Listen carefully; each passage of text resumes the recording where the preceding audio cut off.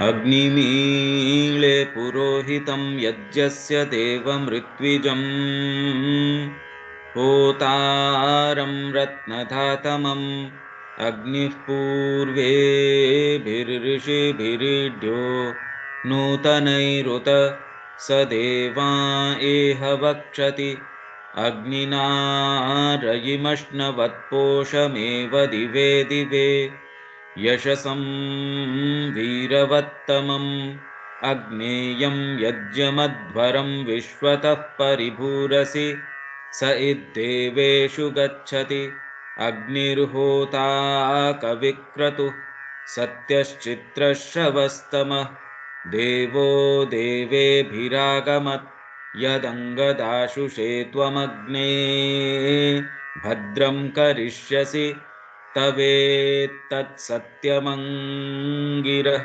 उपत्वाग्ने दिवे दिवे दोषावस्तर्धिया वयं नमो भरन्त एमसि राजन्तमध्वराणां गोपामृतस्य दीदिविं वर्धमानं स्वेदमे स नः पितेव सूनवेग्ने सुपायनो भव स च स्वानस्वस्तये।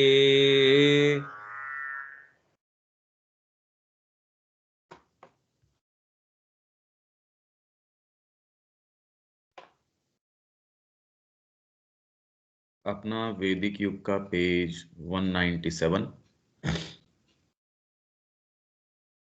यहां तक हम आ गए थे कि यज्ञ की अग्नि, ये सारे काम जो एट्रीब्यूट किए जा रहे थे वो हम एक्सपेक्ट नहीं कर सकते कि यज्ञ की अग्नि वो काम कर सकती है।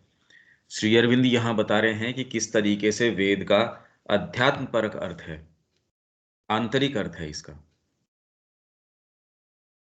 यज्ञ के बाह्य रूपकों के पीछे जो अध्यात्म परक विचार है वह एक सत्य का विचार है, जो दिव्य सार तत्व का सत्य है, न कि जो मर्त्य संवेदन और बाह्य रूपों का सत्य है। वह सत्यम है, सत्ता का सत्य है, अपनी क्रिया के रूप में वह ऋतम है, उचित क्रिया का सत्य है, दिव्य सत्ता का सत्य जो मन और शरीर दोनों की सही क्रिया को नियमित करता है। तो इसलिए दमोदर के अंदर भी शुरू में माँ क्या कह रही हैं, श्री अरविंद की वो जो है उसमें, it will not act in conditions lead upon it.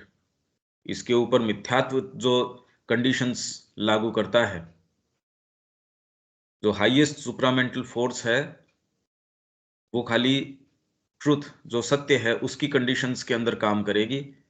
आप यदि उसके ऊपर लाद दो अपनी कंडीशंस और फिर ये कहो बस माँ जो कर रही है वो ठीक ही कर रही है, वो कारगर चीज नहीं है। तो इसलिए दिव्य सत्ता का सत्य है जो मन और शरीर दोनों की सही क्रिया को नियमित करता है, और उचित क्रिया का सत्य है उसी के अंदर ये काम करता है। वह बृहत है अर्थात सार्वभौमिक सत्य है जो असीम में से सीधा और अविकृत रूप से निकलता है। वह चेतना भी जो इसके अनुरूप होती है असीम है, बृहत अर्थात विशाल है, ठीक इंद्रिय मन की चेतना से विपरीत जो कि सीमितता अथवा संकुचितता पर आधारित है। जबकि हमारा सारा ताना बाना हम बुनते हैं किसके ऊपर? इंद्रिय मन के ऊपर। इंद्रियां क्या सूचना दे रही हैं, उसके ऊपर मन उसका क्या निर्माण कर रहा है। और इस प्रक्रिया से हम ये सोचें आध्यात्मिकता भी हो जाए, आध्यात्मिकता उलट के होती है। इंद्रिय मन से तो वो आप देखने की कोशिश करते हो जो आपके अंतरात्मा देखना चाहती है, बुद्धि को आप कहते हो नहीं ये देखना है मेरे को। मिथ्यात्व से भरे हुए संवेदन तथा बाह्य प्रतीति के यथार्थ प्रतीत होते प्रत्यक्ष तथ्यों के मूल में जो इंद्रिय मानसिकता है, संवेदन है हमारा, वो मिथ्यात्व से भरा हुआ है तथा बाह्य प्रतीति के यथार्थ प्रतीत होते प्रत्यक्ष तथ्यों, प्रत्यक्ष तथ्य हमको लगते हैं। ये सामने मेरे को जो दिख रहा है वो तो दिख ही रहा है, टेबल दिख रही है, यहाँ सामने पुस्तकें दिख रही है, व्यक्ति दिख रहा है, इसने ये बात कही, इसने मेरे साथ ये किया। तो प्रत्यक्ष जो तथ्य हैं, फिर उनसे धीरे धीरे आपने जो उसका बनाया, उनके मूल में जो इंद्रिय मानसिकता है, उसके उपकरण या साधन है इंद्रियां, इंद्रिय मन, मनस, और इनसे मिले साक्ष्यों के आधार पर क्रिया करती बुद्धि। योगिक साधन में हमने पढ़ा था कि ये क्रम उल्टा होना चाहिए। आप वहां से रिपोर्ट लेके पिक्चर बनाए संसार की, वो पिक्चर नहीं बनती।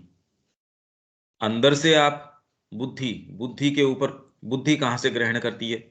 बुद्धि मनस को कहे कि मेरे को तो संसार माँ की जो शक्ति है, उनकी कृपा है, उसकी क्रिया के रूप में देखना है।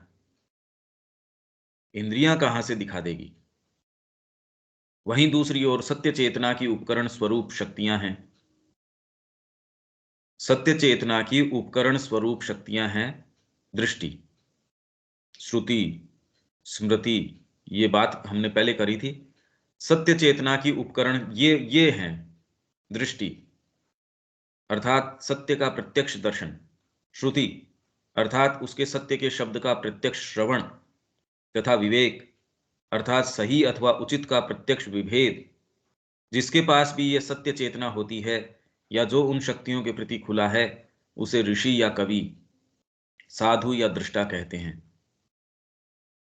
इसलिए इस जगत के अंदर रह के भी वो जिन इंद्रियों के माध्यम से, ये इंद्रियां नहीं, ये तो क्षमताएं हैं, शक्तियां हैं, जिनके माध्यम से वो संसार का अवलोकन करता है, इसलिए वो जिन सत्यों के ऊपर निवास करता है, वो तो बिल्कुल अलग है।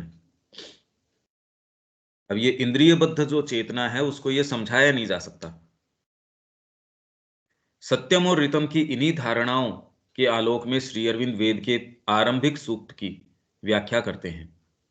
जो हम रोज चांट करते हैं, उसकी व्याख्या आप किस तरीके से करते हैं? ये वेद में अग्नि को सदा ही शक्ति और प्रकाश के दोहरे रूप में प्रस्तुत किया जाता है। शक्ति और प्रकाश मतलब ज्ञान और पावर, ज्ञान, कॉन्शियसनेस। तो इसके अंदर, चित्त के अंदर दोनों ही चीजें हैं, अवेयरनेस और पावर। ये नहीं कि आप शक्ति तो है पर ज्ञान नहीं है, या ज्ञान है शक्ति नहीं है। अग्नि दोनों ही चीजों को अपने अंदर समाहित रखता है। वही वह दिव्य शक्ति है जो लोगों का निर्माण करता है, ऐसी शक्ति जो सर्वदा पूर्ण ज्ञान के साथ क्रिया करता है, क्योंकि यह जात वेद है।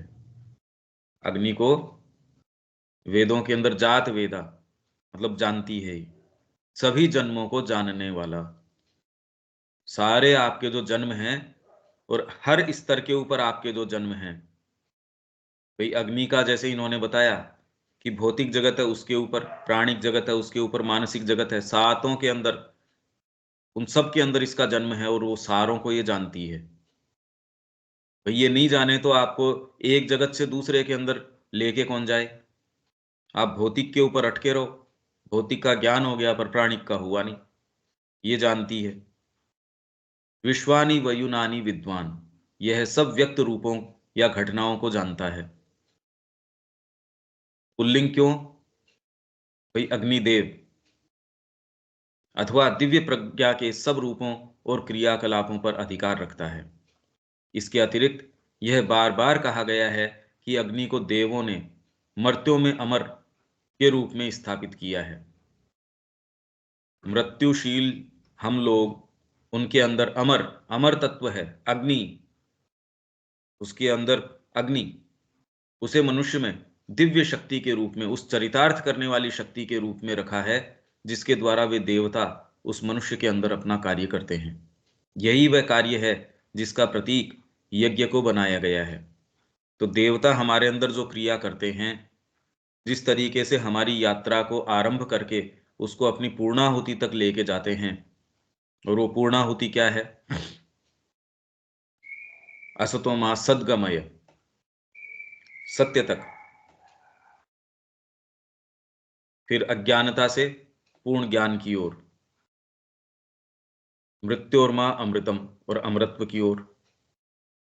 तो यज्ञ इसका प्रतीक है। हमारे अंदर देवताओं की क्रिया किस तरीके से होती है, कहने का अर्थ है कि हमारे जीवन के अंदर हम माँ को कितना स्थान देते हैं, और उसके अनुसार जीवन यापन करते हैं और आगे से आगे हम इस यात्रा के अंदर बढ़ते हैं, वो यज्ञ है। जहां भी जिस भी रूप में हम माँ को स्थापित करते हैं, क्योंकि जीवन चल रहा है जिन भी कंडीशंस के अंदर, मैं जैसी भी कंडीशन के अंदर हूं, उसके अंदर चेतना को, उनके प्रकाश को, उनकी उपस्थिति को मैं वहां स्थापित करता हूं। ये देवताओं की क्रिया को आह्वान करना है, उनको ऑपरेट करवाना है। और जहां कहीं क्लैरिटी तो है दिमाग के अंदर, पर मैं काम कर रहा हूं जो मेरी अंदर से कोई चीज जानती है ये सही नहीं है, और फिर भी मैं उस बात का खंडन करता हूं, तो ये दूसरे जो पावर, नेगेटिव पावर्स, जो अंधकार की शक्तियां हैं, उनको प्रभावी करना है। तो चाहे बहिर्यज्ञ हम नहीं कर रहे हों, और जो भी यहाँ बैठ रहे हैं, कहीं ना कहीं एक एस्पिरेशन कैरी करते हैं, वो अपने अंदर रखते हैं, और उनकी विवेक बुद्धि उनको हर कार्य के अंदर डेफिनेटली इतना जरूर बताती होगी, नहीं ये वाली चीज, चाहे वो हेल्थ को लेके हो, परिवार को लेके हो, आपके कार्य को लेके हो, जिस भी अपने पूरे जीवन को लेके आपका क्या दृष्टिकोण है, जितनी ही बार आप माँ का दृष्टिकोण उसके ऊपर लागू करते हो, आपका यज्ञ आगे बढ़ता है। और उसमें कैसे कैसे होता है, इन्होंने देवताओं का नाम दे दिया उसको। आपने विवेक बुद्धि, एक ऐसी बुद्धि जो इंद्रियों से, आपके जो लोअर जो है ना, उससे प्रभावित नहीं है, आपके प्राण और देह उससे प्रभावित नहीं है, तो इंद्र कह दिया इसको कि उसके अंदर इनका प्रवेश नहीं है। सही क्या है, मैं तो माँ के निहित जीवन जीऊंगा। अब शरीर को जैसा होना हो वो वैसा हो। भाई शरीर के अनुसार आप चलोगे, तो फिर तो जो आपका उद्देश्य है उसको कैसे करोगे? फिर तो शरीर आपको बताएगा, वो निर्देश देगा, आपको निर्देश देना चाहिए उसको। उसकी रक्षा करके बहुत लंबा जीवन भी जी लिया, पर उद्देश्य पूर्ति नहीं हुई, तो फिर ऐसे जीवन का लाभ क्या हुआ? ऐसे किन्हीं भी यंत्रों का लाभ क्या हुआ? उनको यंत्र की तो अपने आप में उपयोगिता ये है कि वो आपके जो कार्य है उसकी सिद्धि के लिए पूरा काम दे आपको। और अगर वो नहीं करते रहा, आप खाली यंत्र के लिए ही यंत्र के ऊपर, साधन के लिए ही साधन के ऊपर आप उसके ऊपर लगे रहते हो, ये तो कोई सही चीज नहीं है। तो यज्ञ का ये प्रतीक है, ये हम सारों के साथ ही है एक तरीके से, और आप इसको महसूस कर सकते हैं, इनफैक्ट ज्यादा से ज्यादा महसूस कर सकते हैं। अध्यात्म पर दृष्टि से वैदिक यज्ञ उस विराट वैश्विक तथा व्यक्तिगत क्रिया का प्रतीक है जो आत्म सचेतन, प्रबुद्ध तथा अपने लक्ष्य के बारे में अभिज्ञ हो चुकी है। वैदिक यज्ञ जो है विराट वैश्विक तथा व्यक्तिगत क्रिया का प्रतीक है जो आत्म सचेतन, प्रबुद्ध तथा अपने लक्ष्य के बारे में अभिज्ञ, मतलब कॉन्शियस हो चुकी है। विश्व की संपूर्ण प्रक्रिया अपनी प्रकृति मात्र से ही एक यज्ञ है। यज्ञ का मतलब आप कुछ देते हो, आपको बदले के अंदर कुछ मिलता है। शरीर के अंदर हर भाग, जाने अनजाने, चाहे न चाहे, उसको यज्ञ करना ही पड़ेगा। आप देते हो, प्रतिदान में आपको मिलता है। अगर एक अंग ये कह दे कि नहीं मैं अपना काम नहीं करूंगा, मैं इसको नहीं दूंगा, मुंह एक अपनी मनमर्जी करने लगे, पेट अपनी मनमर्जी करने लगे, तो आपका शरीर नहीं चल सकता। तो वैसे ही पूरे विश्व के अंदर ये एक आदान प्रदान है। वो इसलिए है क्योंकि ये यज्ञ के सिद्धांत के ऊपर आधारित है। तो विश्व की संपूर्ण प्रक्रिया अपनी प्रकृति मात्र से ही एक यज्ञ है, भले वह स्वेच्छापूर्वक हो या अनिच्छापूर्वक। आप चाहो न चाहो, ये यज्ञ तो होगा। पर यज्ञ का जो आनंद है उसको यज्ञ नहीं कह रहे, वो तो आपको बिना मर्जी के भी प्रकृति हाँक रही है। आत्मोत्सर्ग के द्वारा आत्म पूर्णता तथा त्याग या दान के द्वारा वृद्धि, यह एक सार्वभौमिक नियम है। आत्म उत्सर्ग, अपने आप को देने के द्वारा, दान के द्वारा, तथा त्याग या दान के द्वारा वृद्धि। जितना ही आप अपनी एनर्जीज को फोकस करते हो, लगाते हो, उतना आपको मिलता है। कोई घोर तामसिक व्यक्ति है, अपनी एनर्जीज लगाना नहीं चाहता, उसको कुछ नहीं मिलता। तो ऐसे व्यक्ति को प्रकृति जो है उसके साथ जोर जबरदस्ती करती है, भूखा मारेगी उसको। भैया ऐसे काम नहीं चलता, आपको काम करना पड़ेगा तो आपको कुछ मिलेगा। वह जो अपने आप को देने से इनकार करता है तो भी वह वैश्व शक्तियों का ग्रास बनता है। आप अगर कुछ भी नहीं कर रहे तो भी वैश्व शक्तियों का ग्रास बन जाओगे, निगल जाएंगी आपको। खाने वाले भोक्ता का भी भक्षण हो जाता है, जो भोक्ता है उसका भी भक्षण हो जाता है। यह एक ऐसा अर्थगर्भित और भीषण सूत्र है जिसमें उपनिषद ने विश्व के इस रूप को सार रूप में संग्रहित कर दिया है। अब यूं तो ये कहे कि भाई खाने वाले का, जैसे बाज ने एक को खाया, दूसरा आके बाज को खा जाएगा, तीसरा उसको खा जाएगा। बिल्ली चूहे को खा जाएगी, कुत्ता उसको बिल्ली को खा जाएगा, कुत्ते को कोई तीसरा खा जाएगा। तो आप ये कहेंगे यार क्या बता रहे हो, ये कॉमन सी बात है। पर यह अर्थगर्भित और भीषण सूत्र है जिसमें उपनिषद ने विश्व के इस रूप को सार रूप में संग्रहित कर दिया है कि ये यज्ञ विधान के ऊपर आधारित है सारी चीज। और ये जीवन के अंदर भाई इसके मायने क्या निकलते हैं गंभीरता से यदि हम देखें, तो आप कहीं भी कोई स्तर के ऊपर आपको कोई प्राप्ति होती है, अपने लिए संग्रहित कर लिया, वहीं रोक दिया आपने उसको। आपके पास कोई चीज है, आप यदि उसको दान नहीं कर रहे हैं, दान किसको, भी माँ को अगर ऑफर नहीं करते उसको और अपने पास बचा के रख लेते हो, वहीं यज्ञ का खंडन हो गया, बंद हो गया। और एक दूसरे संदर्भ में मनुष्यों को देवों के पशु कहा गया है।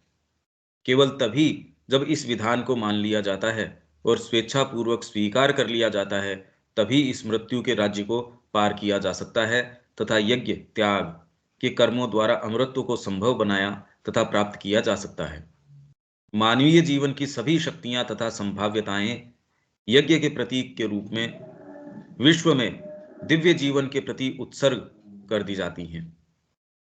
तो हमारी जितनी भी शक्तियां हैं वो अपने आप के लिए या अपने भागों के लिए नहीं है। शरीर स्वयं शरीर के सुख साधन के लिए नहीं है। प्राण जो है प्राण के अपने सुख साधन के लिए नहीं है। मन जो है मन की अपनी सुरुचियों के लिए नहीं है। अगर ये ऐसा करते हैं तो वो उत्सर्ग नहीं हुआ, वो तो अपने लिए ही चीजों को बचा के रखना हुआ। और ऐसे के अंदर उनका डेवलपमेंट भी नहीं हो सकता।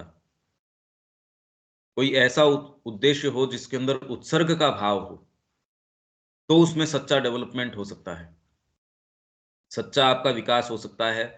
जब मन माँ के कार्य के लिए हो, उनको ऑफर करने के लिए हो, तब आप देख सकते हैं आपकी वाणी में क्या फर्क आ जाएगा।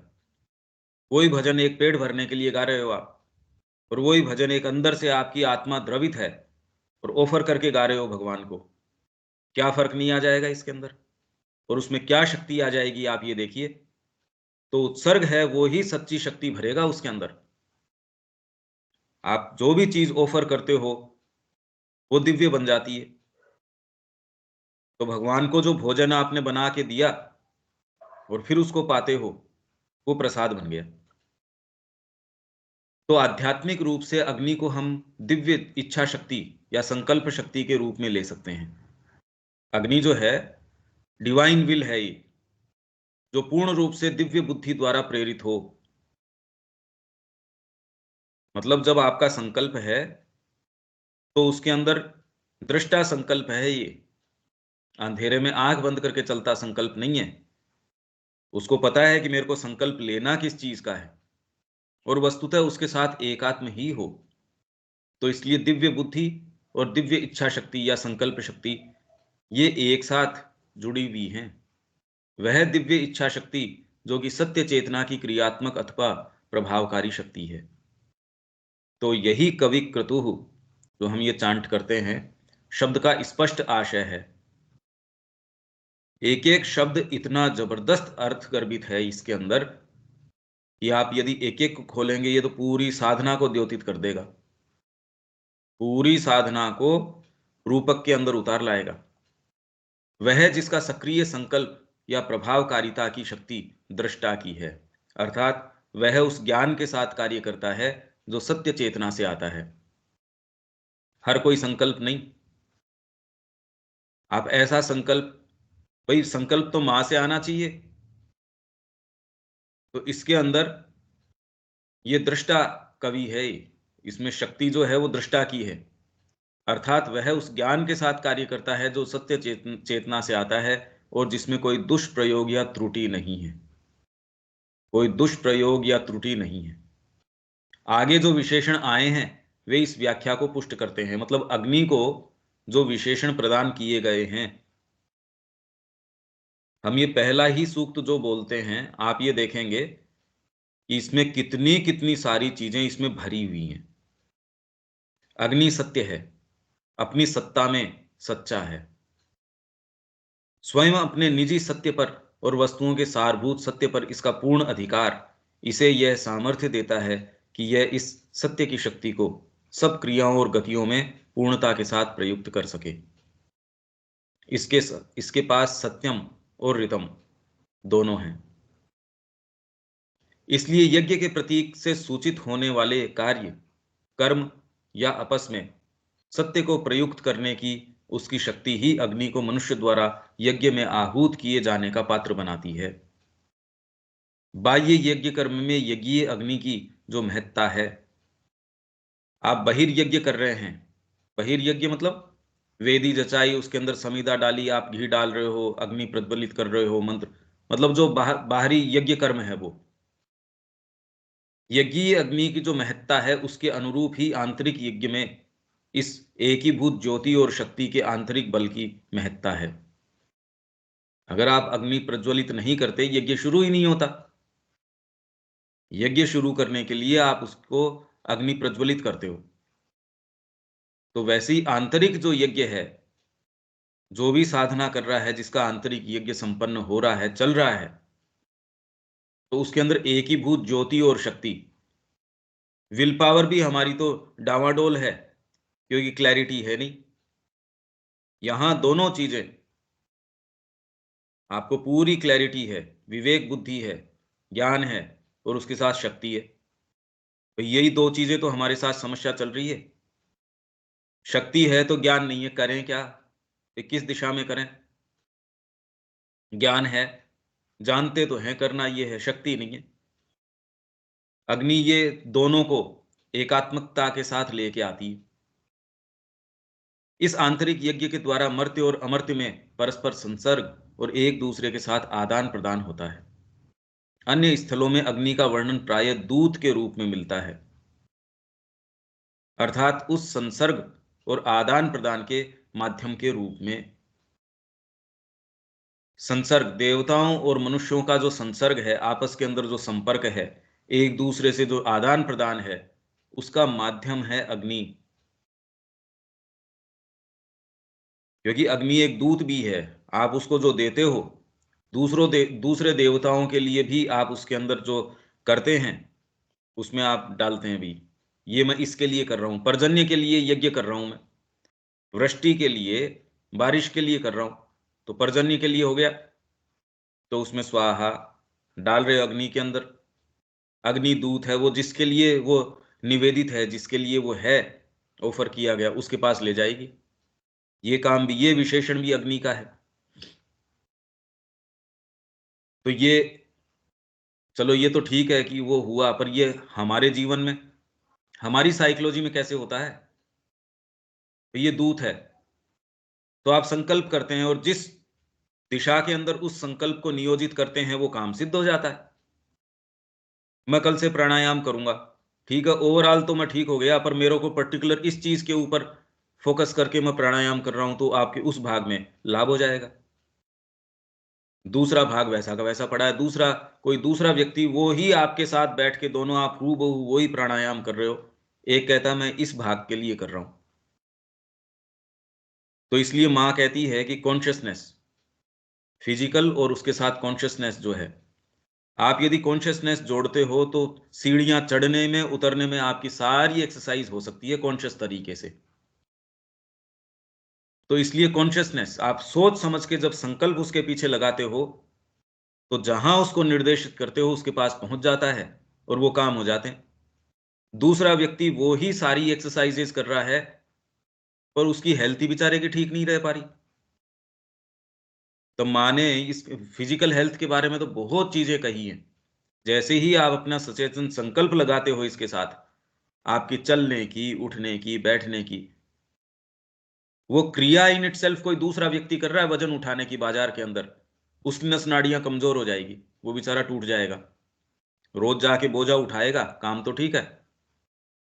एक दूसरा जाके बोझा उठाता है, वो अपनी हेल्थ के लिए उठाता है, वजन उठाता है, डंबल करता है, सारे काम करता है, उसकी मसल बिल्ड हो जाती। आपने संकल्प किया भोजन नहीं करूंगा एक व्रत के रूप में, तो आपकी शक्तियां जो हैं उनके अंदर परिवर्धन हो जाएगा। और वो ही यदि उसके पीछे अभाव का भाव है आपके, ओहो मेरे को मिला नहीं, तो आप क्षीण हो जाओगे। तो ये दोनों ही चीज देखो, ये दूत है। अन्य स्थलों में अग्नि का वर्णन प्राय दूत के रूप में मिलता है, अर्थात उस संसर्ग और आदान प्रदान के माध्यम के रूप में। तो ये बात हम अपने जीवन के अंदर देख सकते हैं। आप संकल्प को जिस ओर निर्देशित करते हो उस ओर वो काम कर जाता है। तो हम देखते हैं कि किस हैसियत से अग्नि को यज्ञ के लिए पुकारा गया है। वह देव अन्य देवों के साथ आए, देवो देवे भी। इस पुनरुक्ति के द्वारा जो दिव्यता के विचार पर विशेष बल दिया गया है, वह तब स्पष्टतः समझ में आता है जब हम अग्नि के इस नियत वर्णन को स्मरण करते हैं कि वह मनुष्यों में रहने वाला देव है, मर्त्यों में अमर्त्य है, दिव्य अतिथि है।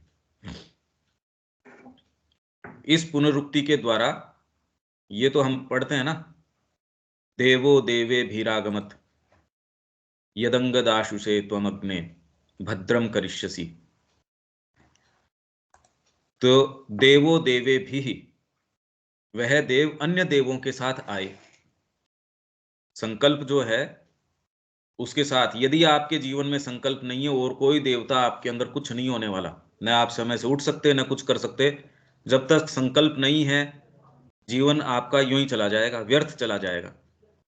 तो देवो देवे भी, वह देव अन्य देवों के साथ आए। इस पुनरुक्ति के द्वारा जो दिव्यता के विचार पर विशेष बल दिया गया है, वह तब स्पष्टतः समझ में आता है जब हम अग्नि के इस नियत वर्णन को स्मरण करते हैं कि वह मनुष्यों में रहने वाला देव है, मर्त्यों में अमर्त्य है, दिव्य अतिथि है। इसे हम पूर्ण आध्यात्मिक अर्थ दे सकते हैं यदि हम इसका यह अनुवाद करें, वह दिव्य शक्ति। मतलब इस बात का हम अनुवाद किस तरीके से करें, श्री अरविंद विवेचन कर रहे हैं। पहले ही सूक्त का जो हम रोज चांट करते हैं, वह दिव्य शक्ति दिव्य शक्तियों के साथ आए। क्योंकि वेद के बाह्य अर्थ में देवता मूर्त भौतिक प्रकृति की वैश्विक शक्तियां हैं, और किसी भी आंतरिक दृष्टि में ये देवता अवश्य ही प्रकृति की ये सार्वभौमिक शक्तियां होनी चाहिए, जो हमारी आत्मनिष्ठ मतलब सब्जेक्टिव गतिविधियों में काम करती है, जैसे संकल्प, मन बुद्धि आदि। संकल्प आपको ऐसे व्यक्तिगत एक शक्ति लगती है, पर अपने आप के स्वरूप में एक सार्वभौमिक शक्ति है ये। और आप इसको प्रभावी करके देख लीजिए। संकल्प आप प्रभावी करके देख लीजिए, आपके उठने बैठने का संकल्प, सुबह किस समय आप क्या कर रहे हैं, आपके सारी चीज को बदल देगा ये। और यदि ये नहीं है तो भले आप कुछ भी कर रहे हो, आप कोई मीनिंगफुल लाइफ जी नहीं सकते। आप में ऐसी ऐसी चीजें प्रवेश कर जाएंगी यदि ये संकल्प नहीं है तो, और वो आपके जीवन को कहीं के कहीं ले जाएंगी, ऐसे गर्त के अंदर ले जाएंगी जो आपको पता भी नहीं चलेगा कि ये आपके साथ क्या हुआ। तो ये चीज है, हम इसको यूं ही मानते हैं, जबकि आप इसके ऊपर थोड़ा कंसंट्रेट करके देखिए कि यदि संकल्प और सही दिशा के अंदर, क्योंकि वो सच्चे रूप में यदि आएगा तो सच्ची दिशा के अंदर क्या करना चाहिए आपको बिल्कुल निर्देशित कर देगा। शरीर आपको कई तरीके की कल्पनाएं दे देता है, आपको इमेजिनेशंस आती रहती हैं, मेरे को ये हो गया ये हो गया, वो सारी को एक क्षण के अंदर काट डालेगा ये। और मेरे को ये करना चाहिए, वो करेगा। आपकी शक्ति का नियोजन किधर करना चाहिए, वो करेगा। आपके समय का नियोजन कहाँ करना चाहिए, वो करेगा। मतलब जीवन के अंदर फैंसीज के लिए स्थान नहीं छोड़ेगा। तो यदि हम जीवन में कुछ भी वास्तव में करना चाहते हैं तो ये फैंसीज तो चल नहीं सकती। तो व्यक्ति कहता फिर जीवन में रस कहाँ रह गया, क्योंकि प्राणी प्रकृति तो उसी की मांग करती है और आपको छोड़ेगी नहीं वो। भोजन के अंदर रस है, मोबाइल के अंदर रस है, पता नहीं किस किस चीज के अंदर, जिसको उसमें नहीं है वो अपने परिवार से, भाई उससे कई दिन हो गए, शांति से बैठे हैं, चलो उसी से बात कर लेते हैं। अरे तो इस समय माँ की पुस्तक पढ़ ले, या फिर बाद में उनका ध्यान कर। चर्चा का आप स्तर देख सकते हो उस समय, जब इस तरीके के फ्री मोमेंट्स के अंदर जब आप करते हो, आप अपने मुंह का स्वाद संभाल सकते हो। उसमें क्या होता है, तो आपने अपने अंदर जो ये देवताओं की क्रिया है उसका खंडन कर दिया। तो जैसे ही वो खंडन करते हो तो दूसरे वाले प्रवेश कर जाएंगे, और दूसरे वाले प्रवेश करेंगे तो उनका नाम तो इन्होंने बताया था, पणि है, वृत्र है, दस्यु है। तो इनमें कोई कवरर है, आपको ढक देगा। अंदर से कहीं आभास है भी माँ का काम करना है, पर वो ठीक है, एक कोई दबी हुई सी वाणी आती रहती है, आप कुचलते हुए उसको चलते रहते हो, बीच में आती रहती है आवाज। जैसे कोई गाड़ी का पहिया आवाज कर रहा है, चल रहा है, ठीक है, वैसी वो आवाज आती रहती है पीछे से, मेरे को माँ का काम करना है। दबी घुटी सी आत्मा जो है पीछे से कुछ कुछ कुछ कुछ कहती रहती है। और ये वाली चीज नहीं है तो पूरा जीवन निकल जाता है। ऐसे लोग देखते हैं अपन, वो बेचारे चाहते भी हैं तो भी कोई संकल्प नहीं ले पाते जीवन में। अरे भाई ये क्या करें। प्रभुपाद जी जो है वो बेचारे परिवार को छोड़ नहीं पा रहे थे, वो उनको गालियां निकाले, सारी चीज उनकी, लास्ट के अंदर भागवत उनके घर वालों ने, उनकी पत्नी ने उठा के फेंक दी बाहर, और बहुत भला बुरा कहा। उन्होंने कहा अरे यार ये शर्म आनी चाहिए, अपन कर क्या रहे हैं ये। तो वो बाहर निकलेगी, इससे तो मर जाना ही ठीक, यहां तो इतनी बेइज्जती। तो सहन कर रहे थे आराम से, तब बाहर निकले कितने थोड़े से समय के अंदर, जबकि उनकी हेल्थ तो एकदम जर्जर हो रही थी, बड़ी खराब हेल्थ के अंदर थे, अस्थमा वगैरह के उनके अटैक आते थे। और कितने थोड़े से ही समय के अंदर जब ये संकल्प प्रभावी हुआ, उसने पूरे विश्व के अंदर अपना काम कर दिया। तो ये हम सबके साथ यही है। आप इसको छोटी चीज मानते हैं, जबकि ये सार्वभौमिक शक्ति है, और इसके उदाहरण हम देख सकते हैं। और जिनमें भी प्रबल संकल्प है वो ही कुछ कर पाए हैं। विचार पता नहीं कितने कितने लोगों के पास क्या क्या नहीं होंगे, और अपने मन में क्या क्या धारणाएं उन्होंने अपने बारे में नहीं रख रखी होंगी। इनफैक्ट जो कर्म में ज्यादा नहीं करता, वो उनको धारणाएं बेचारी बचा के रखती हैं। क्योंकि अगर वो धारणाएं नहीं हो और अपनी सच्ची वास्तव में रंग दिख जाए उनको, तो कैसे जी पाएंगे। तो उन्हें अपने वहम पाल रखे हैं, हम ऐसे हैं, हम ऐसे हैं। परंतु वेद में इन शक्तियों की साधारण मानसिक या मानवीय क्रिया में मनुष्यवत, और इनकी दिव्य क्रिया में सर्वथा भेद किया गया है। मानसिक या मानवीय क्रिया में संकल्प कैसे किया जाएगा, संकल्प आपके कैसे प्रभावी होगा उसकी क्रिया, और दिव्य क्रिया में सर्वथा दिव्य क्रिया, मां का जो संकल्प है वो कैसे काम करता है, दिव्य संकल्प कैसे काम करेगा, मानवीय संकल्प किस तरीके से काम करेगा। हालांकि मानवीय संकल्प भी उसी का प्रतिरूप है, उसी का प्रतिबिंब है, पर अपनी शुद्ध अवस्था में ऐसे काम करेगा। तो ये वेद के अंदर ये विभेद किया गया है। ये माना गया है कि मनुष्य देवताओं के प्रति अपने आंतरिक यज्ञ में अपनी मानसिक क्रियाओं का सही उपयोग करके उन्हें उनके सच्चे अर्थात दिव्य रूप में रूपांतरित कर सकता है, मर्त्य प्राणी अमर बन सकता है। तो आप देखते हो लोग अपना संकल्प लगाते हैं, मेरे को क्रिकेट प्लेयर बनना है, अपनी सारी चीज झोंकता है और बनता भी है, पर वो कोई यज्ञ नहीं हो रहा, आप उसको कोई दिव्य संकल्प नहीं कहते। लोग किन किन चीजों के पीछे अपने आप को नहीं दे देंगे, जैसे ही साधना की बात आएगी उसके अंदर फिर बाद में नहीं कर पाते अपने आप को, कि उसमें कोई प्राणी का आधार तो है नहीं कि आपको ये चीज प्राप्त हो जाएगी, ये प्राप्त हो जाएगी। तो लोग आते हैं बड़ी चेष्टा लेके आश्रम के अंदर, और बाद में थोड़े दिन बाद में चेहरे का पानी गया। वैसी वही सारी चीजें इस प्रकार रिभुगण, रिभुओं का वर्णन आएगा इसके अंदर, जैसे मरुत का वर्णन आया, ये गणों के रूप में रिभुगण, जो पहले मानव सत्ताएं थे या मानव क्षमताओं अथवा शक्तियों के द्योतक थे, कर्म में पूर्णता के द्वारा सुकृत्य या स्वपस्य या दिव्य और अमर शक्तियां बन गए। प्रतीत होता है कि मानव का दिव्य सत्ता के प्रति सतत आत्मसमर्पण और दिव्य सत्ता का मानव के अंदर सतत अवतरण ही यज्ञ के प्रतीक में दिखाया गया है। इस प्रकार प्राप्त की गई अमरता की अवस्था, यहां तक ठीक है क्या?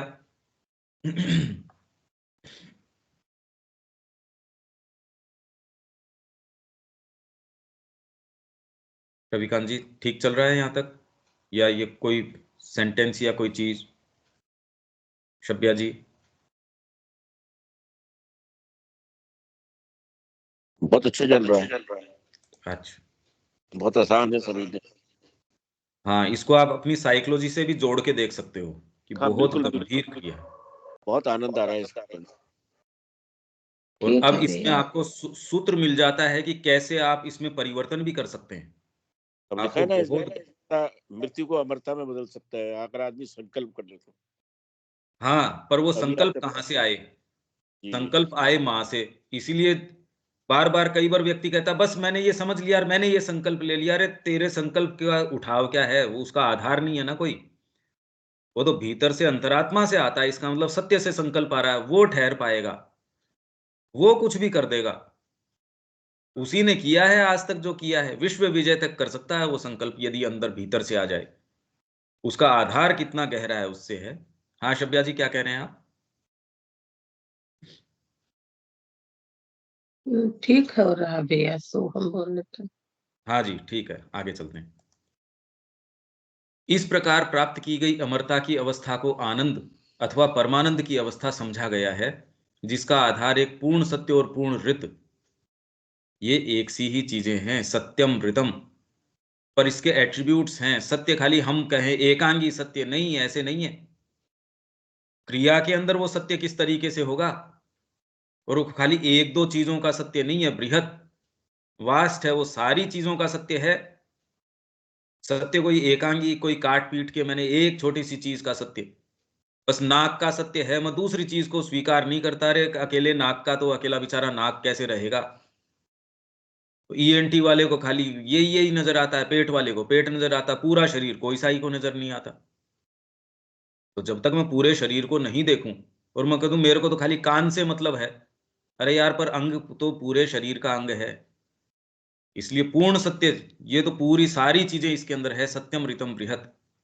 मैं समझता हूं इससे अगली ऋचा को हमें अवश्य इसी अर्थ में लेना चाहिए। वह हित सुख जो तू, ये अग्नि के ही जो ये हम पढ़ रहे हैं उसको पूरे को खोल रहे हैं श्री अरविंद। जो हम सुबह रोज चांटिंग कर रहे हैं उसको पूरे को खोल रहे हैं। अब या आप ये सोचिए कि ये जो हम चांट कर रहे हैं वो, ये तो सारी साधना को ही चांट कर रहे हैं। जो हम सुबह सुबह चांटिंग कर रहे हैं एक तरीके से जाने अनजाने, ये तो साधना को प्रभावी कर रहे हैं। वह हित सुख जो तू हवि देने वाले के लिए करेगा, वही तेरा वह सत्य है हे अग्नि। ये तो कल भी हमने पढ़ा था। हवि देने वाले के लिए तू, तेरा मतलब तू तेरा सत्य हवि देने वाले को प्रदान कर देगा। दूसरे शब्दों में इस सत्य का, जो इस अग्नि का स्वभाव है, सार है अभद्र से मुक्ति। अभद्रता कोई भी, जैसे माता जी, इसमें दमोदर के अंदर 4 पावर्स की बात है, उसके अंदर महालक्ष्मी, ये चीजें आपके अंदर इम्परफेक्शन है, इसको स्वीकार नहीं करेगी। आपके अंदर आपने गलत वाक्य बोल रहे हो। अभद्र कोई चीज क्या है? मन से, वचन से, कर्म से जो हार्मनी है उसको खंडित करती है। मैंने आपसे बात तो करी पर उसके अंदर मैं पूरा खरा नहीं उतर रहा, या उसको सुंदरता से नहीं कर रहा, या जिस तरीके से करना चाहिए। यदि मेरे को इसका संहार करना है और उसके अंदर मैं हिचकिचा रहा हूं, या कोई भी चीज है वो जो भद्र है, भद्र मतलब उसका एक हार्मनी है डीपर हर चीज की, उसको यदि मैं खंडित करता हूं तो इसका स्वभाव क्या है? अभद्र से मुक्त कर देता है। पूर्ण भद्र और सुख की अवस्था जो रितम के अंदर रहती है और जिसका मर्त्य में सृजन होना निश्चित है, अभद्र से मुक्ति कर देता है व्यक्ति। अरे यार, मैं यहां मां के लिए आया हूं, सुबह उठा ही नहीं जाता समय से, ये अभद्र है एकदम, भद्दी बात है, ये गलत बात है। आपने जब उत्सर्ग किया है मां को तो अपनी शक्तियों को नियोजित करो उसको। आप रस ले रहे हो सोने के अंदर, खाने के अंदर, इधर उधर बातचीत करने के अंदर, सोचिए आप कितना बड़ा अपराध कर रहे हैं। ये तो घोर अपराध की बात है। अग्नि जब प्रज्वलित होती है अभद्र से, इससे मुक्ति कर देगी, क्योंकि संकल्प तुरंत आके कहेगा ये क्या कर रहे हैं ना, नहीं होगा ये। बिल्कुल कस देंगे आप अपने जीवन को, बातें करेंगे माँ की, इसके अंदर बीच के अंदर ऐसे नियम है, भाई ये क्या करें, अब तो ये दवाइयां तो लेनी ही पड़ेंगी, ये तो ये करना ही पड़ेगा। अब ये वाली चीजें तो करनी ही पड़ेंगी, तो ये तो संकल्प का खंडन कर रहे हो आप, अभद्र बात है ये। अगर जीवन माँ का है तो उसके अंदर भद्रता की बात क्या होगी? अग्नि उसको लागू कर देगी, अभद्र से मुक्ति कर देगी। नहीं यार, ये तो चीज गलत है। मैं और कहीं होता तो ठीक है, मैं ये सोशल साइट्स के ऊपर इतना एक्टिव हूं, वो वहां चल सकता था। यहां मैं, मेरा जीवन, मेरा सारा समय माँ के लिए है। मैं ये क्या कर रहा हूं? मेरे को समय पे सोना है, समय पे उठना है, हेल्थ को ठीक रखना है, सारी चीज। ये भद्रता है। आपने जब माँ को ऋण कर लिया, जब माँ से आप ये कह चुके, आपकी अंतरात्मा एक बार आ गई, तो संकल्प के अंदर ये जो लड़खड़ाहट है, ये क्यों? तो अग्नि जो है इसको अभद्र से मुक्त कर देगा। और अभद्रता क्या है? वाणी के अंदर आप किसी को गाली गलौज थोड़ी कोई अभद्रता, ये अभद्रता है। आप बैठोगे सही तरीके से, सुंदर तरीके से बैठोगे, पोस्चर ठीक होगा। जिनके जीवन में भी संकल्प है, वो देखो तो उनकी चाल के अंदर फर्क आएगा। आप में संकल्प है, वो आपको ढीला नहीं छोड़ेगा। भाई आप पोस्चर खराब से कब बैठोगे? अरे भाई अब तो थक गए, और जैसी संकल्प आएगा वो कुछ नहीं। सोओगे तो भी सोने के आनंद के लिए नहीं सोओगे, मेरे को इसको आराम देना चाहिए। आप भोजन के सुख के, रसना के सुख के लिए नहीं करोगे। माँ का प्रसाद है, मेरे को इस समय इसको शरीर की रक्षा के लिए ही करना है। यहां तो सारे विचार केंद्रित इसके ऊपर है, कोई टेस्टी चीज कैसे बना ले या कितना लें उसको। ये आज टेस्टी बनाए तो आपका इंटेक उस दिन बढ़ जाएगा, जिस दिन टेस्टी नहीं है उस दिन इंटेक कम हो जाएगा। हाँ, आपकी हेल्थ के साथ वो दिक्कत कर रहा है, या कोई एक विषाक्त चीज है, उस दिन तो आपने कहा नहीं भैया ये नहीं। पर यदि ये संकल्प न हो तो देखो हमारा जीवन क्या हो रहा है। जो भोज्य पदार्थ है उसको खाएंगे नहीं, जो अभोज्य है, जो बिल्कुल टच नहीं करना चाहिए, उसको रस लेके ले रहे हैं। इनफैक्ट सोच के उसके ऊपर कंसंट्रेट कर रहे हो, ये तो पसंद नहीं आता हमको। अरे यार, पसंद आ रहा है कि नहीं आ रहा, संकल्प क्या बोलता है? अकेली ये शक्ति भी आप में यदि जागृत हो गई, क्या नहीं करेगी, आप इसको लागू करके देखो। और ये सारे एट्रीब्यूट इसके अंदर, पहला ही जो सूक्त हम पढ़ते हैं, इसमें सब में ये सारी चीजें हैं जो अग्नि को निवेदित है। ये तो आपके जीवन को रूपांतरित कर देगी। आप लागू करके देखो इसको। अभद्र एक छोटा शब्द थोड़ी है, उससे मुक्त करने का क्या अर्थ हुआ? आपके चिंतन के अंदर कोई भी ऐसी चीज जो हारमोनी में नहीं है आपके उद्देश्य से, उससे ये संकल्प आएगा और उसको काट के अलग कर देगा, हटा इसको। आपके उठने बैठने, व्यवहार करने, सोचने, किसी भी चीज के अंदर भद्रता का अर्थ क्या अर्थ हुआ? आपकी तारतम्य है, जो आपका उद्देश्य है, जो आपकी अंतरात्मा की वाणी है, उससे तारतम्य में कोई चीज है, वो तो भद्र है। वो यदि आप बात कह रहे हो जो तारतम्य भीतर से आ रही है आपके, वो बिल्कुल भद्र है। तो दुर्गा अपना काम कर रही है, वो चाहे कैसा भी प्रचंड कार्य कर रही हो, भद्र है। और भले आप नतमस्तक हो रहे हो, हाथ जोड़ के गिड़गिड़ा रहे हो, सारे काम अभद्र है, बहुत अभद्रता है। तो इससे जो ये अग्नि आती है आपके अंदर, दिव्य जो ये चीज प्रभावी होती है, अग्नि, ये इससे मुक्त कर देती है। तो पूर्ण भद्र और सुख की अवस्था जो रितम के अंदर रहती है, और जिसका मर्त्य में सृजन होना निश्चित है, जब वह मर्त्य अग्नि को दिव्य होता बनाकर उसकी क्रिया द्वारा यज्ञ में हवि देता है, अग्निर होता, अग्नि को होता बना देता है वो। तो ये आपकी जो प्रक्रिया है, ये साधित होती है, अभद्र से मुक्त कर देता है ये। क्योंकि जहां से हम, और भद्रम का अर्थ है कोई वस्तु जो भली, शिव, सुखमय हो, और स्वयं इसे अपने आप कोई गंभीर अर्थ रखने की आवश्यकता नहीं है। भद्रम का जो भली, शिव, सुखमय, और शिव कौन सी होगी? जो सत्य है वो शिव हो सकता है, और जो शिव है वो सुंदर हो सकता है। जो शिव है पर सत्य नहीं है, वो शिव नहीं हो सकता। और सत्य है और सुंदर है, न वो सत्य हो सकता न वो शिव हो सकता। इसलिए शिव का मतलब उसमें सत्य भी है और सुंदर भी है। तो ये सारी ही चीजें अग्नि ले आएगी। परंतु वेद में हम इसे ऋतम की तरह एक विशेष अर्थ में प्रयुक्त हुआ पाते हैं। ऋतम मतलब सत्य, तो भद्रम को ही ऋतम की तरह एक विशेष अर्थ में प्रयुक्त हुआ पाते हैं हम भद्रम को। एक सूक्त 5वें मंडल का 82 का सूक्त, 582 ये 5वां मंडल, ऋग्वेद का 5वां मंडल आप देख सकते हैं। ये वैसे आप चाहें तो एक ऋग्वेद अपने लिए मंगवा सकते हैं। जो ये अभी मैं आपसे शेयर करता हूं ये साक्षी पब्लिकेशन का है, उन लोगों ने छाप रखा है, वहां से आप आपके पास एक हो तो एक अच्छा रहे। तो इसमें जो जो बता रहे हैं आप बार बार उसको जाके ओरिजिनल तो देख पाएंगे। भाई इस सूक्त का ये वाली ऋचा, जो जो ये रेफरेंस आए तो खोलने के लिए आपके पास वेद तो हो, और फिर बाद में उसका एक अर्थ। ये भी साक्षी पब्लिकेशन ने अंग्रेजी में तो किया है, हिंदी तो वहां कौन करे, साउथ के व्यक्ति हैं।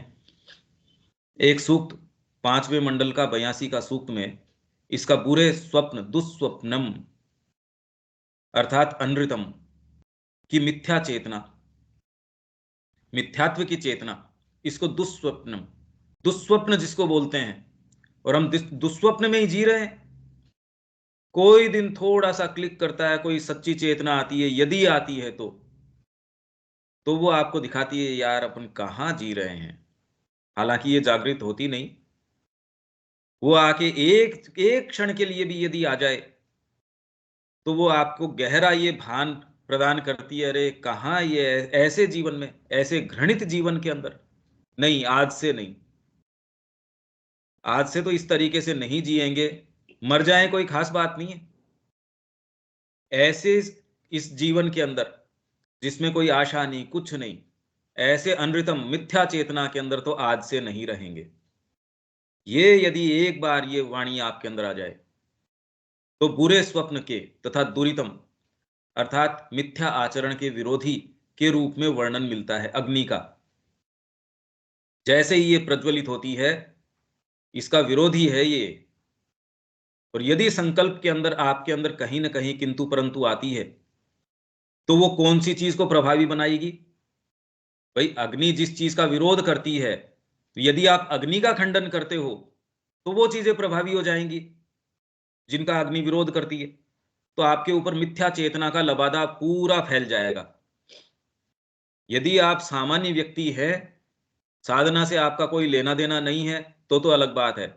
यदि एक बार आपने संकल्प कर लिया और फिर आप इसमें रमण कर रहे हो, आपके मोबाइलों में, आपके खाने पीने में, आप चर्चा करने में, चलो फोन लगा के इससे बात करते हैं, या और कुछ नहीं तो अपना समय सार्थक रूप में अगर नियोजित नहीं कर रहे हो तो आप चले जाओगे दुस्वप्न में, हो ही ऑलरेडी, नहीं तो आप कर ही नहीं सकते थे। वो तो अपने आप को, अपनी खुद के सत्य का खंडन करना है ये। तो आप जैसे ही जिस चीज का विरोध अग्नि करती है, यदि आप उसका विरोध करते हैं तो आप उन्हीं चीजों को, मिथ्या चीजों को प्रभावी बना देते हैं। तो अग्नि का वर्णन इस रूप से मिलता है, जिसका अभिप्राय होता है कि यह सब प्रकार के पाप और कष्ट का विरोधी है, और इसीलिए जीवन में पाप है, कष्ट है, ये बने रहते हैं। जैसे ही आपने संकल्प, और जहां से आपके संकल्प प्रभावी होता है, गीता ये कह रही है वो साधु मानने योग्य है। पाप योनि से भी यदि कोई पैदा हुआ है, जिसने जीवन भर पाप ही पाप किए हों, पर एक क्षण के लिए उसके अंदर ये आ गया एकमात्र भगवान वरेण्य है, तो वो साधु मानने योग्य है। गए उसके पीछे के सारे कट गए, खत्म। और वहीं कोई व्यक्ति हमने देखा है कैसे अपने मार्ग से भी गिर जाता है, जहां उसने अपनी बात का खंडन किया, जिस आधार पे वो खड़ा है उसका खंडन किया, ये दूसरे वाली जो अंधकार में शक्तियां हैं वो प्रभावी हो जाएंगी।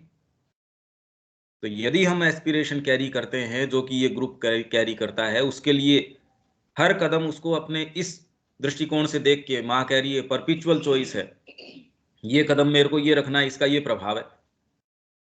ओहो क्या फर्क पड़ता है, सुबह इतनी बजे उठ जाते हैं, ओहो इससे क्या, अरे फर्क कैसे नहीं। इसीलिए जो व्यसन है, जर्दा खाना है और है, ये आपकी विल पावर को तोड़ देता है, और विल पावर को तोड़ के आपकी जो दूसरे नेगेटिव चीजें हैं उनको प्रभावी कर देता है। यदि एक चीज का भी व्यसन है आपके, वो कितनी छोटी से छोटी भी चीज हो, जी मेरे को तो चॉकलेट खाए बिना रात को नींद नहीं आती, तो छोड़ दे उसको, नहीं भगवान नहीं मिलेंगे। उसको छोड़ दे यदि भगवान से प्रेम है तो। अरे ये एक ही तो चीज है, तो वो एक ही चीज तेरे लिए कीमती कौन सी है वो देख ले, वो निर्णय कर ले। बाद में उसका जो परिणाम है उस समय फिर रोना धोना क्यों करता है? अगर तेरे अंदर सच्ची अभीप्सा है और भगवान तेरे लिए कीमती हैं, अब ये चयन कर ले फिर बाद में। ये तो कोई चयन की चीज ही नहीं है। पर ये छोटी छोटी जो इंद्रियों का सुख है या ये सारी चीजें हमको वहीं शॉर्ट सर्किट कर देती हैं। इसलिए विवेकानंद जी ने कहा यदि जीव आपकी प्रभावी है तो और कोई पाप की आवश्यकता ही नहीं। आपके सारे पाप आपके पास घर किए बैठे, आराम से, खूब आराम से बैठे हैं। वो कह रहे अभी तक वो है ना वहां, जीभ का स्वाद लगा है ना उसके? कहाँ लगा है? कहते अब हम सेफ हैं, हमको कोई उठाने नहीं आएगा, हमारा पूरे हमारी अनंत काल तक हमारी लीज है, हम बैठे हैं आराम से। और ये उसको कह दिया जाए जीभ का स्वाद चला गया, कहे यार अब खतरा है थोड़ा सा, और वो और किसी चीज के अंदर लगा देंगे, अपनी बड़ाई का उसमें लगा देंगे, कोई और चीज लगा देंगे। अग्नि इन सारों को आके एकदम क्लीन स्वीप कर देता, बुहार देता है, झाड़ू से साफ कर देता है इनको। अब कैसे पसंद आए, इसलिए ये संकल्प कैसे इनको, इन भागों को कहां से पसंद आएगा? तो इसलिए आप कहे हम साधना कर रहे हैं पर आगे चल नहीं रहे एक कदम, पर वो तो संकल्प प्रभावी नहीं हो रहा। मां का संकल्प यदि प्रभावी हो जाएगा, ये सारे देवताओं की क्रियाओं को एकदम जागृत कर देगा। इसलिए भद्रम सुवितम सत्य आचरण का समानार्थक है। भद्रम जो है, इसलिए सुवितम इसका पर्यायवाची है या इसका समानार्थी है सत्य आचरण। भद्रम का अर्थ है सत्य आचरण। यही मैंने कहा, सत्य आचरण का अपने आप में कि मेरे को क्या करना चाहिए। भाई इस समय मेरे को बर्तन साफ करने चाहिए, या इस समय मेरे को भजन गाना चाहिए, या इस समय मेरे को क्लास लेनी चाहिए, ये सत्य का आचरण कौन तय करेगा? अपने आप में वो एक्ट थोड़ी कोई सही या गलत है। नहीं तो व्यक्ति कहता जी मैं इस समय ध्यान करता हूं, मेरे को आपका बहुत गहरा ध्यान लगता है। माँ ने कहा ये इमेजिनेशंस की जरूरत नहीं है, यहां समय पे आया कर, प्रणाम के समय आया कर। एक कहता है आपको पत्र लिख के मैं आपको जबरदस्ती परेशान कर रहा हूं, तो मैंने ये तय किया कि मैं पत्र नहीं लिखूंगा। तो माँ और श्री अरविंद दोनों को ही इस तरीके की बातें लिखते थे लोग। तो उन्होंने कहा भैया तू एक काम कर, पत्र लिखा कर। हाँ बस उसमें थोड़ा सा बेटर कोई एक्सप्रेशन करने की कोशिश किया कर, पर सत्य आचरण तेरा तो यही है, तू पत्र लिखता रहे बस। भद्रम सुवितम, जैसे एक व्यक्ति बैठा ध्यान कर रहा था आंखें बंद करके, विवेकानंद जी ने जाके थप्पड़ की दी उसके, कह रहा तेरा ध्यान यही है, जाके फुटबॉल खेल। तामसिक व्यक्ति है, यहाँ बैठ के किसको बेवकूफ बना रहा है तू? भगवान प्रभावित होगा क्या तेरे इस बैठने से? फुटबॉल खेल अपने तो हम बॉडी में ऐसी तामसिकता, फिर क्या विचार उठते हैं, हम ये साधना कर रहे हैं, हम ये कर रहे हैं, हम वो कर रहे हैं। अरे किसके? उठा बैठा तुमसे जाता नहीं, शरीर तुम्हारा खा खा के मोटा हो रहा, उसके अंदर फिर बाद में आप बात करते हो तो सत्य आचरण है ही नहीं, संकल्प आपके प्रभावी है ही नहीं, आप मनुष्य हो ही नहीं। ये काम अग्नि कर देगी। आप देख रहे हैं अग्नि क्या करेगी? जिसका अभिप्राय उस सब भलाई और सुख कल्याण से है जो सत्य की रितम की अवस्था से संबंध रखता है। यह मयस अर्थात आनंद है। मय, मय मतलब आनंद। और देवताओं को जो सत्य चेतना का प्रतिनिधित्व करते हैं मयो भुवः कहा गया है। एक एक शब्द जो इसके अंदर वेद के अंदर आता है इतना डीप है, और खाली वो एक शब्द नहीं है, आपकी साइकोलॉजी की बहुत गहरी परतों तक वो कार्य करता है, आपकी सारी क्रियाओं को। और वो अकेला नहीं है, कोई भी देवता अकेला नहीं है। मयस, यदि आनंद आएगा वो आनंद सत्य आचरण से ही आ सकता है। मैं यदि कोई जर्दा खा रहा हूं या मैं कोई ऐसा गलत काम कर रहा हूं, उसमें आनंद नहीं आ सकता, और इससे सत्य का आचरण है नहीं, वो गलत आचरण है। और उससे फिर बाद के अंदर जो देवताओं की क्रिया है वो खंडित होगी, वो हो ही नहीं सकती। और इस तरीके से मैं अंधकार ही अंधकार में रहता हूं। तो ये देख लो आप, सामान्य मनुष्य जाति किस तरीके के उसमें रहती है। वो सारे संकल्प के काम भी कर लेती है, खूब बिजनेस भी कर लेती है, पर है मिथ्यात्व के अंदर ही, क्योंकि सच्चा संकल्प आ ही नहीं रहा। वो अभी काम कर रही है इंद्रियों के माध्यम से। और उसके अंदर कितनी भी ऊंची से ऊंची बुद्धि भी लगा दी जाए कि लोगों में कैसी कैसी बुद्धि नहीं है। देखो आप, कितने कितने तर्क वो देंगे, तो कोई आध्यात्मिकता वाला व्यक्ति दे पाए कोई जरूरी नहीं है। इतना वो शार्प माइंडेड हो कोई जरूरी नहीं है। हाँ, प्रेरणा उसकी बिल्कुल सच्ची है, वो करेगा, वो बिल्कुल ठीक करेगा, ये कल्टीवेशन। तो इसलिए माँ कहती है चेतना और उसके उपकरण। आपके भीतर कोई चीज है, पर बाहरी यदि इंस्ट्रूमेंट उसको मिला हो तब वो, भाई श्री अरविंद की जो अभिव्यक्ति है, गहराई के अंदर, ऊंचाई के अंदर, विस्तृतता के अंदर, हर स्तर के ऊपर जो उसकी विषय वस्तु है वो पराकाष्ठा में, और अभिव्यक्ति है वो पराकाष्ठा में। इसलिए क्या प्रभाव है, एक एक शब्द का प्रभाव है। आप किसी भी एक शब्द को भी ऐसे नहीं कि इधर से उधर कर सकते हो, और बिल्कुल खरा सत्य है ये। आप इसको अनुभव करके देख सकते हो। हम जितनी भी बातें अभी कर रहे हैं, और खाली ये तो एक सूक्त को अभी पूरा खोला नहीं है इन्होंने। आप ये सोचिए कि ये एक सूक्त अपने आप में क्या कैरी करता है। इस प्रकार वेद का प्रत्येक भाग यदि वह अच्छी तरह से समझ लिया जाए तो प्रत्येक दूसरे भाग पर प्रकाश डालता है।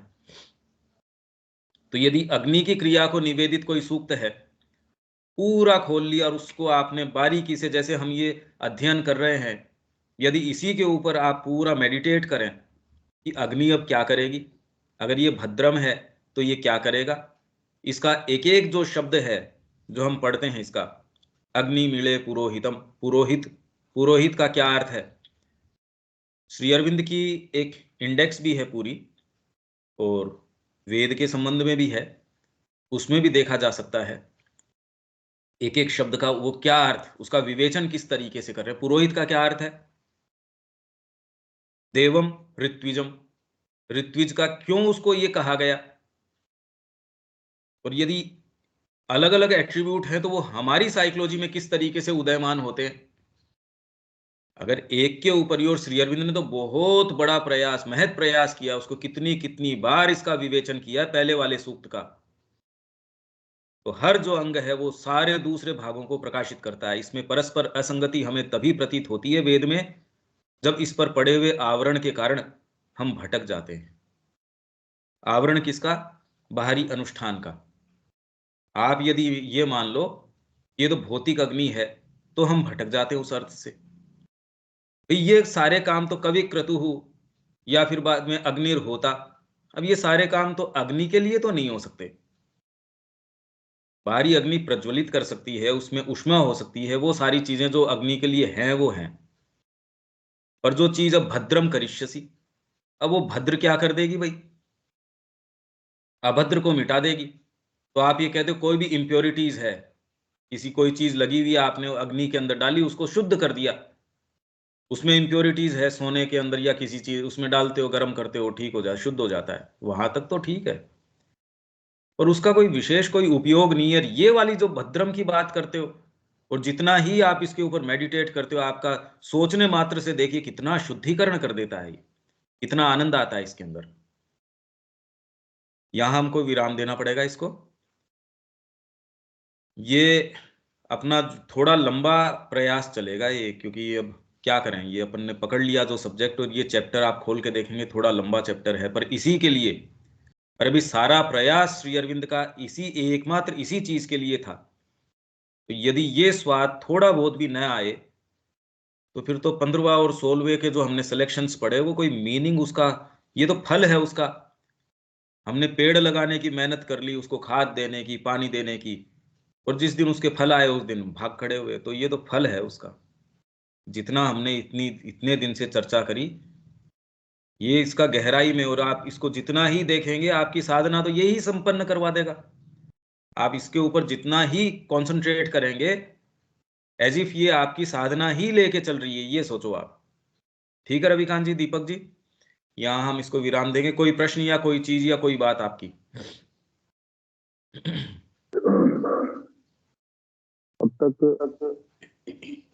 हम लोग अग्नि का महत्व क्या है, इसका महिमा मंडल हम लोग पढ़ रहे हैं, लेकिन हम लोग 24 घंटे इसको पकड़ के कैसे रखें, इस संकल्प को कैसे पकड़ें, या वहां तक कैसे जाएं, अग्नि को प्रज्वलित कैसे करें, ये चीज मैं पकड़ नहीं पा रहा हूँ, शायद आगे आएगा। वो ही जब प्रादुर्भूत हो जाता है तब यज्ञ बोलते हैं उसको, यज्ञ का आरंभ हो गया, आप में अग्नि प्रज्वलित हो गई। भीतर से कोई चीज आके, अभी तक तो आपको ये विश्वास नहीं होता कि माँ आपके जीवन का शासन कर सकती है। एक विचार के रूप में तो अच्छा है, पर आदमी को ये डर लगा रहता है, वो अपने आप को दे नहीं पाता। और कोई एक दूसरी चीज है वो जागृत होती है, वो एक तत्व आपके अंदर भीतर से आता है कि भाई मर जाना तो मेरे लिए बड़ा इजी है, पर माँ के बिना नहीं रह सकते। वो एक ऐसा तत्व है आप में प्रभावी जब होता है, वो ऐसा है कि मानिए दिव्य संकल्प आपके अंदर प्रभावी हो गया, आपकी साधना शुरू हो गई। अब आपको न परिवार नजर आता, न कोई और दूसरी चीज नजर आती, न आपको कोई करने का काम नजर आता। आप इसलिए करते हो खाली ये कि माँ की प्रसन्नता के लिए। आपके हर प्रश्न का उत्तर ये है, ये किस लिए? माँ की प्रसन्नता के लिए। मैं और कोई दूसरी चीज नहीं कर सकता। तीसरा वॉल्यूम यदि आप खोल के देखें माता जी का, वो शुरुआती कि आप योग किस लिए करना चाहते हो। अगर आप कोई भी दूसरा कारण बताते हो कि ये मैं शक्ति ग्रहण करने के लिए, ये मैं मनुष्य जाति की सेवा करने के लिए, इससे जो भी आप कोई भी कारण बताते हो, ये सारे कारण नाकाफी हैं। इसमें एकमात्र कारण ये है भी, इसका कोई कारण नहीं है, बस इसका एकमात्र कारण है मैं और कोई दूसरी चीज नहीं कर सकता। इससे यदि जीवन विफल होता है तो बहुत अच्छी बात है, मेरे को सफल करने से फायदा क्या। इससे ये नहीं होगा, नहीं होगा, मैं और कोई दूसरी चीज कर ही नहीं सकता। भाई नदी को आप ये कहो कि इससे ये प्राप्ति नहीं होगी या ये प्राप्ति होगी, या जो भी कारण आप उसको बताओ, उसको तो जाना है समुद्र की ओर, तो आप सेफ हो, तो आप वहां चल सकते हो, उसकी तरफ जा सकते हो आप। ये दिव्य संकल्प आपके अंदर प्रभावी हो गया, मैं और कोई दूसरी चीज नहीं कर सकता। और ये किसी भी तरीके से आ सकता है। जैसे आपकी यहां, जैसे ये रोज हम पढ़ रहे हैं, ये तैयारी चल रही है एक तरीके से। कोई चीज है आपके अंदर जो रस ले रही है इस चीज में, इसलिए वो रोज आप आते हो, इसको सुनते हो, तो डेफिनेटली एक भाग आपके अंदर है। अब वो किस दिन प्रत्यक्ष आके अपने आप को स्टाम्प कर दे आपकी बाहरी प्रकृति के ऊपर, हर जने का अपना अपना है। कोई पुस्तक पढ़ के हो जाएगा, कोई किसी व्यक्ति के पास जाके हो जाएगा, किसी के अंदर बैठे बैठे स्वयं के अंदर ये अंदर से विचार जाग उठेगा कि नहीं भाई ये चीज तो नहीं। तो कोई माध्यम, कोई भी माध्यम हो सकता है उसका, कोई शब्द के माध्यम से, कोई गुरु के माध्यम से, कोई स्थान के माध्यम से, कोई आपके जीवन में कोई ऐसा संकट आया, कोई कैजुअलिटी हुई। अब यूं तो कैजुअलिटी तो सबके जीवन के अंदर होती है। वो कहता है अरे ये क्या हुआ, भर्तृहरि को वैराग्य हो गया, जबकि आज जिस तरीके की स्थिति है उसके अंदर कौन, किसकी निष्ठा किसके प्रति है, और वैराग्य तो किसी का जागृत होता नहीं। तो ये धीरे धीरे इसी का तो प्रयास है। एकमात्र इसका मेरा प्रयास, ये कोई व्याख्यान करना तो बिल्कुल भी नहीं है। इतनी एनर्जी व्याख्यान के पीछे देने से, जिसमें कोई किसी का जीवन ही परिवर्तित नहीं होता हो, तो वो तो मेरे समय को भी मैं क्यों खराब करूं। एकमात्र मेरा इसके अंदर कारण ये है, ये हमारे जीवन को कुछ, जहां से हम शुरू करें वहां से कुछ तो परिवर्तित करें, और उसको माँ के प्रकाश में लेके आए, हम अपने आप को देने की स्थिति में आए। तो आप तो ये यात्रा में धीरे धीरे धीरे धीरे बने रहिए। ये भी एक संकल्प का ही रूप है कि भी ठीक है, समय से समझ में आ जाएगा, पर अपने तो लगे रहो। तो यदि आप लगे रहते हैं तो विजय निश्चित ही है। देर सवेर, अंधकार से प्रकाश से, जैसे भी आपकी यात्रा चलेगी चलेगी, पर आपको मिलेगा जरूर, निश्चित। पर बने रहिए बस। ठीक है ठीक है, धन्यवाद भैया। शब्या जी। ठीक है भैया। ठीक, यहाँ विराम देते हैं। जय श्री राम। जय श्री राम। जय श्री राम।